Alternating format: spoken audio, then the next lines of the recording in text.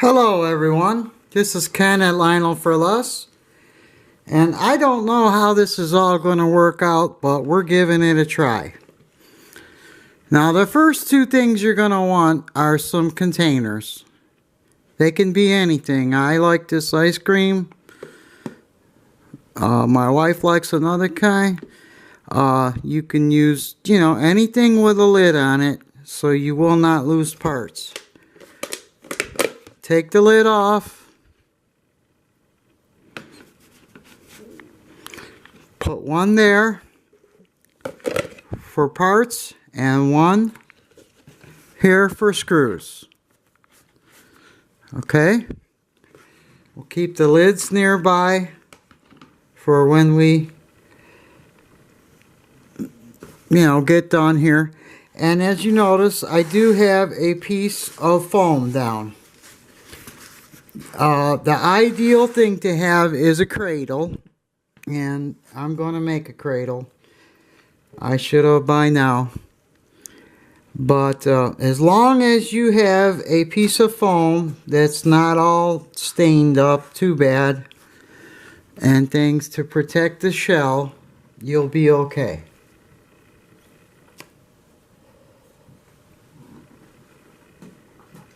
Now here is that beautiful F3 that I got for Christmas. Around Christmas there. Only thing I did to this so far, exterior, is I gave it a bath and I shot a little bit of this express wax on it. I'll show you in another step where we're going to take the bodies farther and clean those up more. You have to be very careful on the silver. The red you can rub, but the silver, you got to be careful with it. Now as you see, this whole train could really use a shot of silver paint, as far as the chassis goes here, the side frames, and you're going to see how this all will come apart where you'll be able to do that if you so choose. If not, leave it original.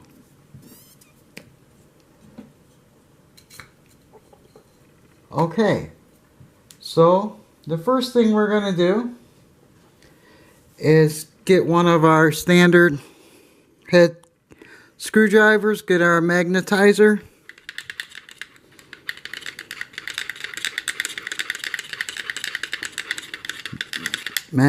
Roll it around a few times in there. It will become magnetic. And you want to kind of push this over a little bit to either side so you can get at this front screw.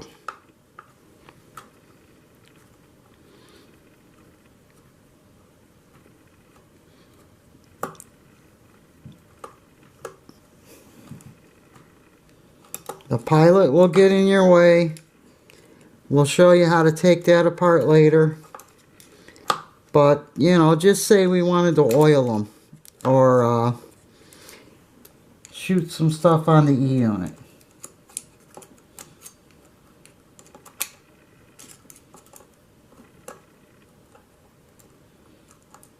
Okay, now you see that screwdriver took that screw out. So we don't have to worry about, losing them. Okay, we're going to come here to the rear. Basically do the same thing. There's 3 screws that hold this in.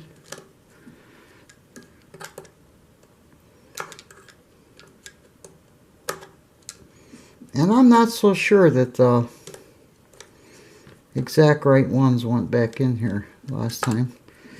We'll unloosen that one, unloosen this one.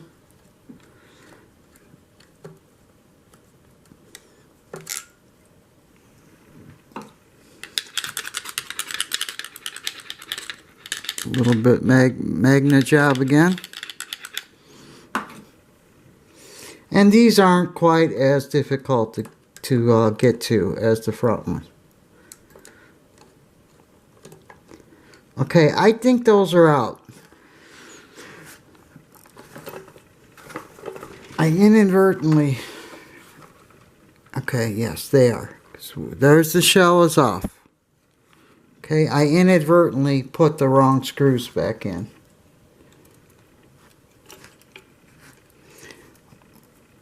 Okay, so we're going to take those two screws and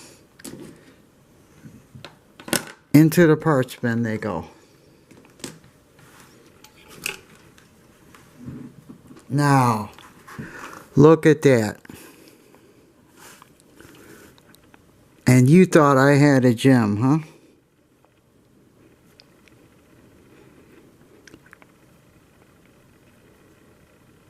It's very rusty, the battery holder, the E-unit. I had to put a piece of cardboard in between these two because they were touching.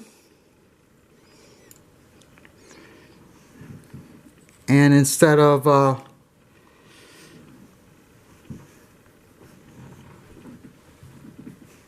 adjusting the E-unit screw, what I should have did,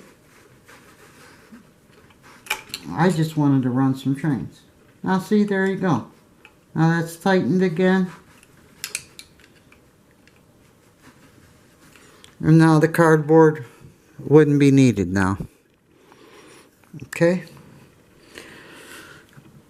Okay, so we're going to start breaking this train down. Where do we start, you say? Okay. Let's start...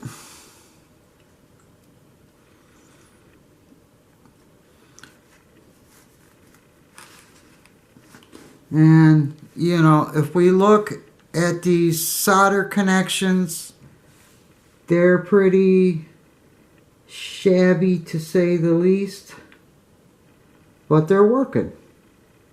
So that's all that counts. And, you know, this is a little tight up against here. I would like to have, you know, more room on that.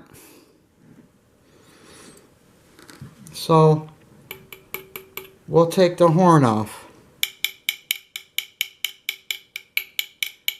That's a good sign. If a horn makes a sound like that right off the bat, it's usually going to function.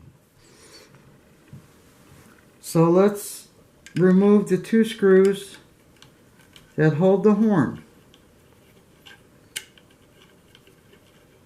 in place.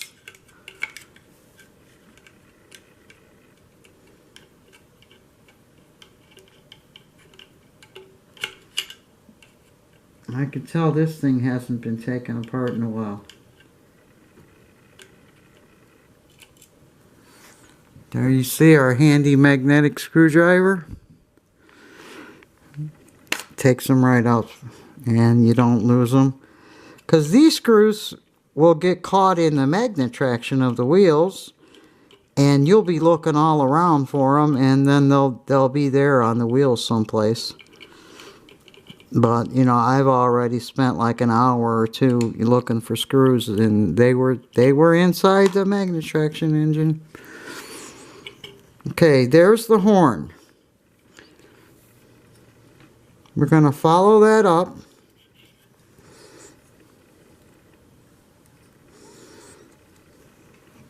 Ay, ay, ay. Okay, and I see where it is.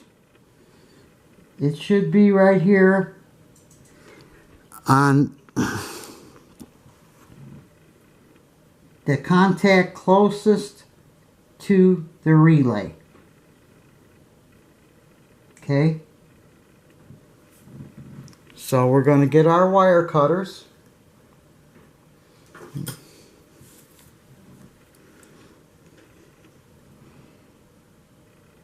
Make sure we've got the right wire. We do. And we're going to cut that. and remove that from the mix. Okay, there's our horn.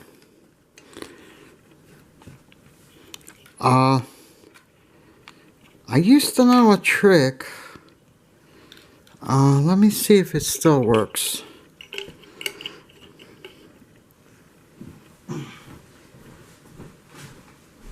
You could take the D-cell battery, and I'm not exactly sure how I used to do it.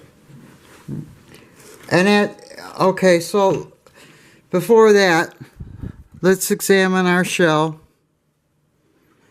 inside, see what we've got going on in there. There's the famous X for the passing the inspection.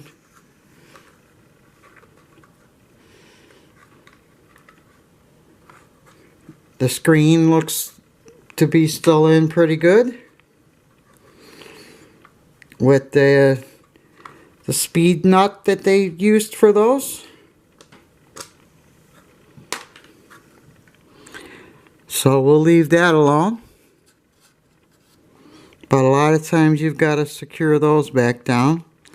The windshield, it's a little bit loose. We could it could use a shot of Elmer's.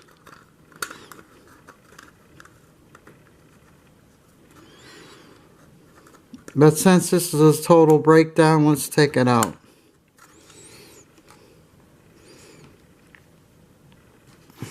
We would do that by just prying up on it gently. And removing the original windshield. Now, if you want to, you can also take the horns off. That way you can better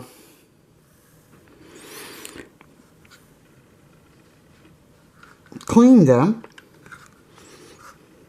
But they're also not so easy to get back in once you take them out. But since we're doing a breakdown, let's do it.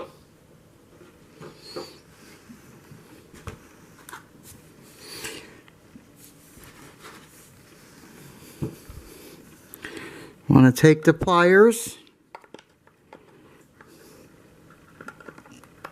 grab each side of that horn that you can, anywhere you can, on each side, squeeze in, and it should come out.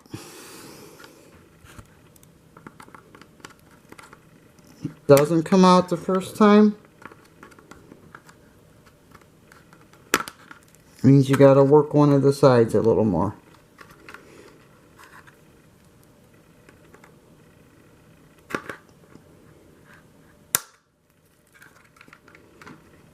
Okay, now there's the horns out.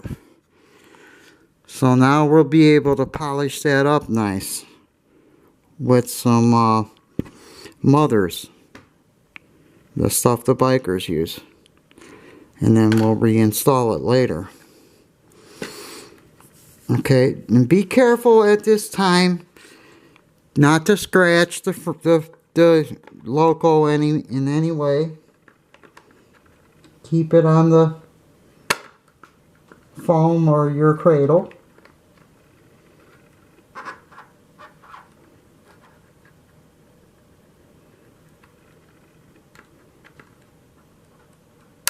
Yeah, these have never been out, that's for sure. There's our other horn. Take that out. Okay. We could take these out, but there's no really sense. I don't see anything that we cannot just take a brush to it. Okay, the porthole lenses will pop out just from a push in the back like that. And again, I'll show you. You get behind it, push it,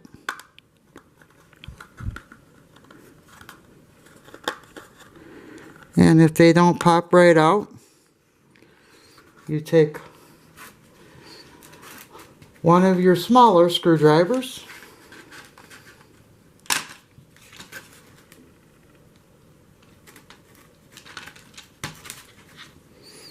and just give it a little nudge.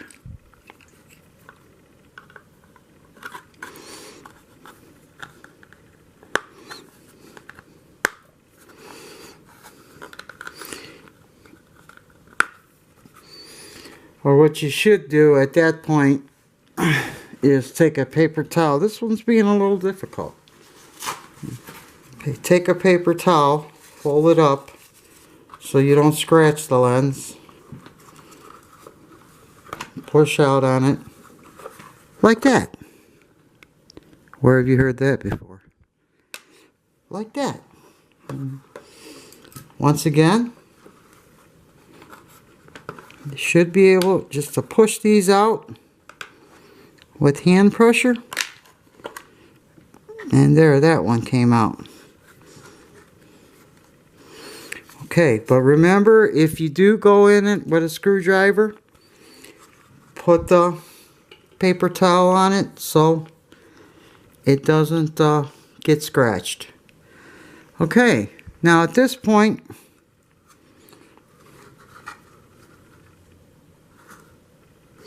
we could remove these ladders if we were painting it. They just push out on the sides.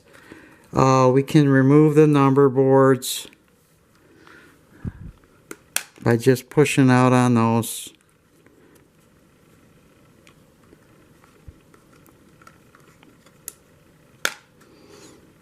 We could remove the grab irons if we desired, but these will snap on you and break. So be very careful. If you have to do a decal or something, a new decal there, be very careful when you're taking those grab irons out. The headlight lens will pop out. Get behind it, push it out like that. Alright, now we've got it stripped down pretty good. I'm going to leave the ladders on. There's no reason to take them off. And there's no reason since we've got a nice decal there. Okay, and at this time, you are going to take this shell and set it as far away from the work area as possible. Why, you ask? Well, because we're going to be soldering and doing different things. And, you know, the shell can get nicked. Many shells have been burned by a hot soldering iron. I have not had the displeasure of experiencing that, thank the Lord. But I have read about horror stories about, you know, the beautiful F3s getting just destroyed from soldering iron. Now we can remove the foam now, because everything else here is pretty indestructible. Now I think that old trick was you set the D battery on top of the horn and bring the lead up to the top. Is that how you did it? Evidently not. Yeah, there it goes. I heard something there. But a lot of times you'll do this. You know why? Just needs a... All these wires have a shielding on them. And what you have to do is either take a pair of you know, wire strippers and strip it off, or get a Scotch-Brite and strip that shielding off. Because, okay, now if you didn't strip this shielding off, when you went to put it back together, it wouldn't make contact. Okay? So if you see any black stuff on the wires, that's shielding and it has to be removed. Now I think now we can set our D-cell on top.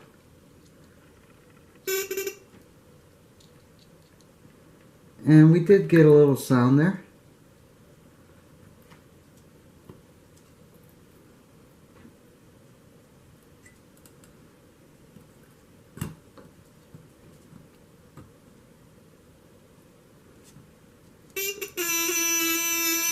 There we go.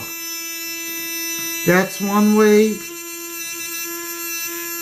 that you can take an old horn and shock it back to working.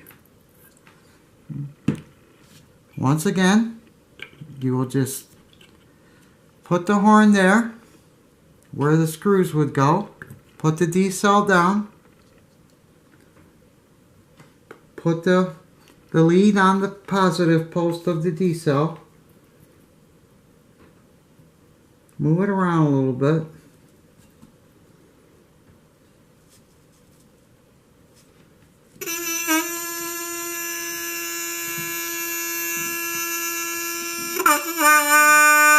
And there we have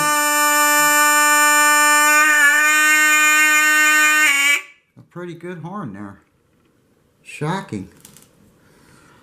Now, another thing you can do to these horns, it makes them sound better, I don't know why, is just take a little bit of fine emery paper and go across the top a little bit. You don't really want to scratch it. It'd be best probably to wet sand this. I mean, but very, barely, minimally any wetness.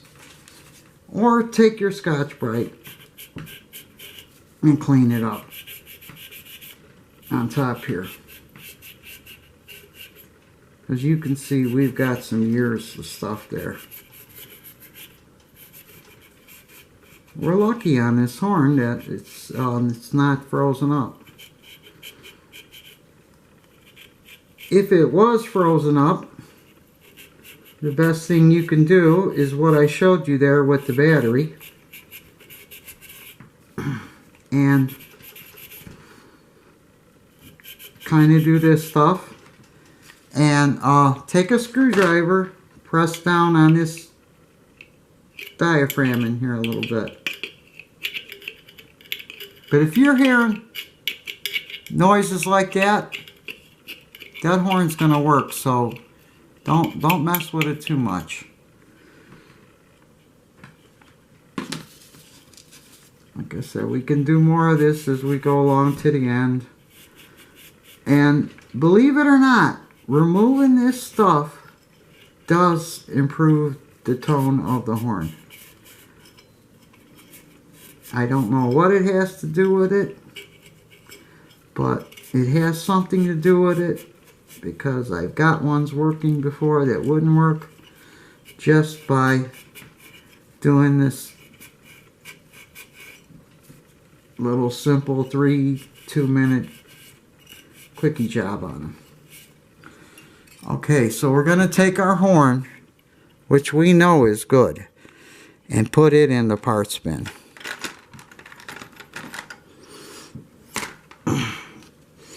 Okay, the next thing we can do is remove this motor.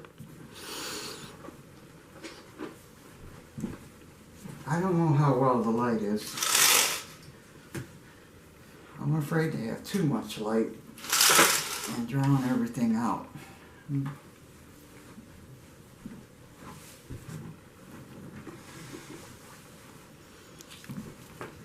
Are we still in position there? Okay, like I said, this is experimental for me. Okay, so let's see where the wires are going on here. Once again, we need our wire cutters.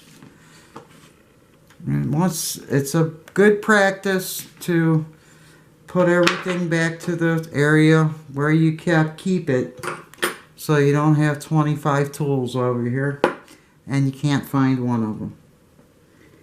Okay, so we're going to look at this wire here,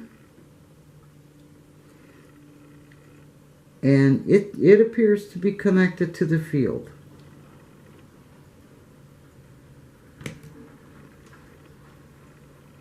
Okay, we're cut that off.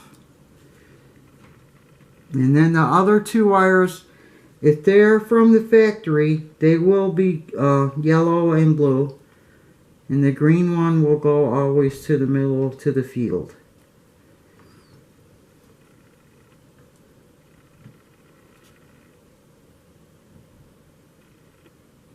Cut the yellow one.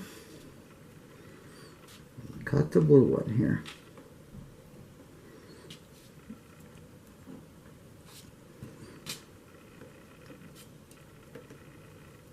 If we can get in there.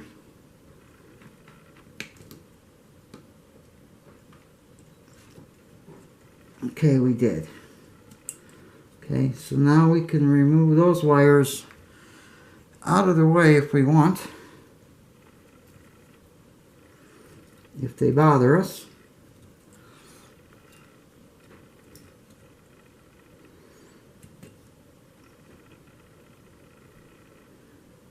Here you can see they jumped the E unit from the relay, which is really not the proper wiring, I don't believe, but it is a hot, so it would work, yes. Okay, and all the Santa Fe's had this 3-thing harness on it. Now it looks like we're going to be able to pretty much leave that alone. Well, we're going to resolder it, so what's the difference?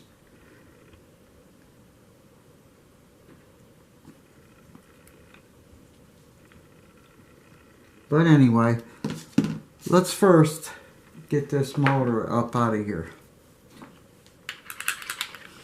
Magnetize your screwdriver again.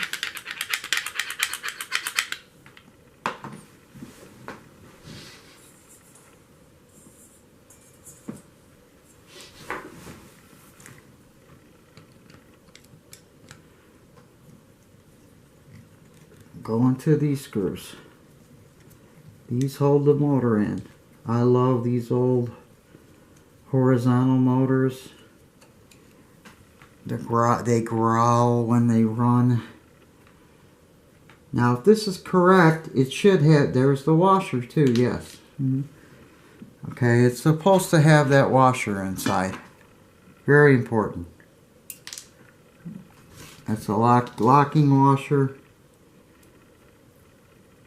Put that into our screw bin, not our parts bin, with the washer connected to it. Now if it didn't have a washer, I would try to find one and put it in there. Because the way these motors have to sit on that truck, they need to be balanced out pretty good. It's a delicate thing to get them in there right, but once you do a few of them, you'll get it.